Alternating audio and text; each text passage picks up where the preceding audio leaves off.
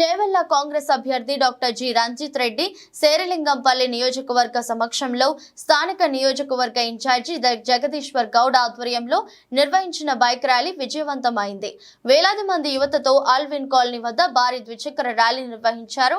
అనునిత్యం చేవెళ్ల ప్రగతి కోసం పనిచేసే నాలాంటి నాయకుడికే ఓటేయాలని కాంగ్రెస్ అభ్యర్థి రంజిత్ రెడ్డి ప్రత్యేకంగా కోరారు. తొలుత ఆయన స్థానిక నాయకులతో వీరాంజనేయ శివాలయంలో పూజలు చేశారు. ఆల్విన్ కాలనీలో ప్రారంభమైన బైక్ ర్యాలీ ఎల్లమ్మ బండ ఆల్విన్ కాలనీ హైదర్ నగర్ మీదుగా ర్యాలీ సాగింది.